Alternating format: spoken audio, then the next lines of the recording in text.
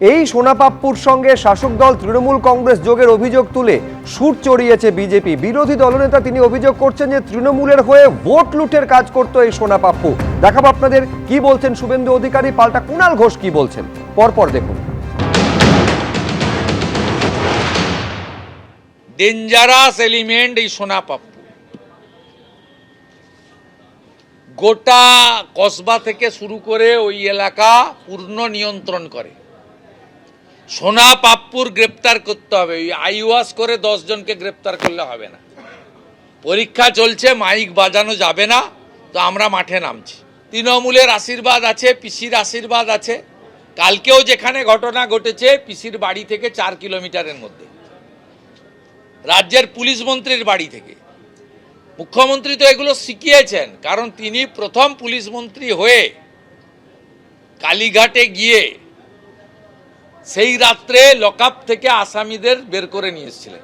আরে ও তৃণমূলের মেন ওখানে ভোট লুটেরা, কোন বিজেপিকে কোথাও মিটিং মিছিল করতে দেয় না, বিজেপি কর্মীদের এজেন্ট বসতে দেয় না, একদম শাহজাহান স্টাইলে করে। সবগুলো কাউন্সিলরকে জেতায় তো মুসলিম এলাকায় জাভেদ খান এবং তার ছেলেরা করে, আর বাকি যে নন মুসলিম এলাকা সেটা পুরো কসবা টু একদম রাসবিহারি ওই পোর্শন পুরো সোনাপাপ্পু করে। এটা নটোরিয়াস ক্রিমিনাল। আরও ছবি থাকলেই তার সঙ্গে ঘনিষ্ঠতা বা ইত্যাদি কখনোই এস্টাবলিশড হয় না, এটা একটা অযৌক্তিক বিষয়। তাহলে দেশের ব্যাংকগুলো লক্ষ লক্ষ কোটি কোটি টাকা নিয়ে যারা বিদেশে পালিয়ে গেল তাদের সঙ্গে প্রধানমন্ত্রী নরেন্দ্র মোদীর গ্রুপ ছবি, তাহলে তার কি মানে দাঁড়ায়? ওখান থেকে মানে খোঁজার চেষ্টা করে লাভ আছে? একটা গন্ডগোল হয়েছে, ঠিক হয়নি। পুলিশ প্রশাসন বেলডাঙ্গা কাণ্ডের তদন্তে এনআইএর দুটি দল, বহরমপুর সাইবার ক্রাইম দফতর, বেলডাঙ্গা পাঁচরাহা মোড়, বেলডাঙ্গা পুরসভা এবং বেলডাঙ্গা স্টেশনে পৌঁছলো এনআইএ। স্থানীয় বাসিন্দা, রেল কর্তৃপক্ষ, স্টেশন ম্যানেজার এবং আরপিএফ এর সঙ্গে কথা এনআইএর আধিকারিকদের। এরপর বেলডাঙ্গা থানায় পৌঁছে সেখানে বৈঠক করেন এনআইএর তদন্তকারীরা। ঝাড়খণ্ডে মৃত পরিযায়ী শ্রমিক আলাউদ্দিন শেখের পরিবারের সঙ্গে সাক্ষাৎ করেন এনআইএর আধিকারিকরা।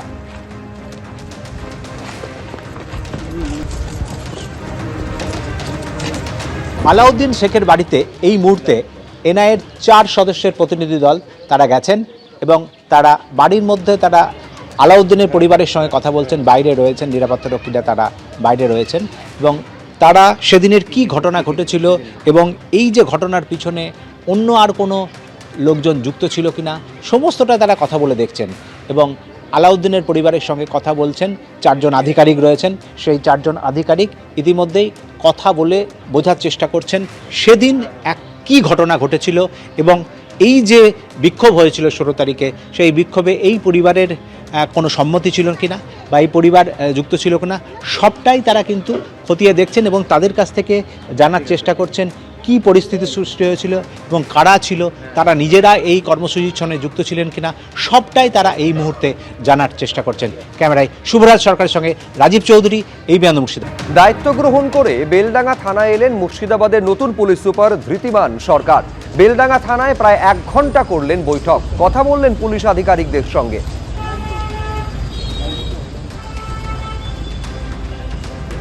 আমি তো জয়েন করলাম, তো জয়েন করে আমাদের বেলডাঙ্গা থানা যে আমাদের প্রসেসে যে বিভিন্ন জায়গাতে যে ভিজিট হয় আমাদের পুলিশ জয়েন করার পরে, সেটা আমরা এসেছি এবং বিভিন্ন বিষয়ে খতিয়ে দেখছি। এটা একটা অ্যাডমিনিস্ট্রেটিভভাবে যখনই নতুন কোনো জায়গায় যাওয়া হয় বিভিন্ন থানা এরিয়ায় দেখা হয় এবং বেলডাঙ্গা একটি খুব গুরুত্বপূর্ণ থানা আমাদের মুর্শিদাবাদ জেলাতে। তো সেটা আমি ভিজিট করলাম, আমার সাথে আমার অ্যাডিশনাল এসপিরা আছে। That is all. আজকে খুব প্রথম দিন, আমি ডিটেলসে দেখছি কি আছে, সমস্ত বিষয় সমস্ত ব্যাপার প্রতি দেখছি। স্বচ্ছ ভোটার তালিকার দাবিতে জেলায় জেলায় বিজেপির বিক্ষোভ। হাওড়া, পশ্চিম মেদিনীপুর, সেখানে ডিএম অফিসের সামনে বিজেপির বিক্ষোভ। এছাড়াও চুঁচুড়া, বাঁকুড়া, রায়গঞ্জ, পুরুলিয়া, কোচবিহারে জেলা শাসকের অফিসের সামনে বিক্ষোভ দেখায় বিজেপি। 7 জায়গার ছবি আপনারা দেখতে পাচ্ছেন, হাওড়া, পশ্চিম মেদিনীপুর, চুঁচুড়া, রায়গঞ্জ, পুরুলিয়া, কোচবিহার এবং বাঁকুড়ার ছবি।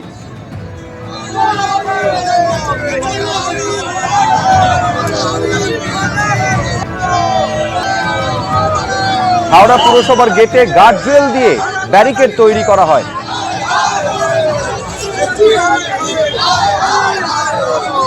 Yeah. একই ছবি দেখা গিয়েছে পশ্চিম মেদিনীপুরে, যেখানে জেলা শাসকের অফিসের সামনে বিজেপির বিক্ষোভ।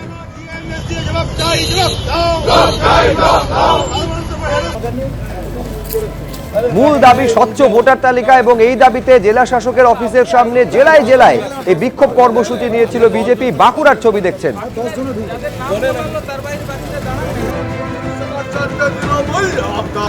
এই একই ছবি দেখা গেছে হুগলির চুঁচুড়াতেও। এবার তৃণমূল বিধায়কের বিরুদ্ধে অভিযোগ, নিয়োগ দুর্নীতিকাণ্ডে অভিযুক্তের। উদয়নারায়ণপুরের তৃণমূল বিধায়ক সমীর কুমার পাঁজার বিরুদ্ধে অভিযোগ শাহিদ ইমামের। থানার ভেতরে ও পুলিশ সুপারের অফিসে ঢুকে হুমকির অভিযোগ। শাহিদ ইমামের আরামবাগের বাড়ির অর্ধেক অংশ জোর করে লিখিয়ে নেওয়ার অভিযোগ। এসএসসি দুর্নীতি মামলায় সিবিআই এর হাতে গ্রেপ্তার হন শাহিদ ইমাম, পরে জামিন পান তিনি। 9 ডিসেম্বর পুলিশি হেফাজতে থাকাকালীন বিধায়ক সমীর পাঁজা হেনস্থা করেন বলে অভিযোগ। 19 ডিসেম্বর তার বাড়ির অর্ধেক অংশ জোর করে লিখিয়ে নেওয়ার অভিযোগ। সবটাই বিধায়কের প্রত্যক্ষ মদতে হয়েছে বলে অভিযোগ শাহিদ ইমামের। শাহিদ ইমামকে পুলিশি নিরাপত্তা দেওয়ার নির্দেশ কলকাতা হাইকোর্টের। রাজ্য ও বিধায়ককে হলফনামা ও সিসি ফুটেজ সংরক্ষণ করার নির্দেশ। এবিপি আনন্দ, এগিয়ে থাকে, এগিয়ে রাখে।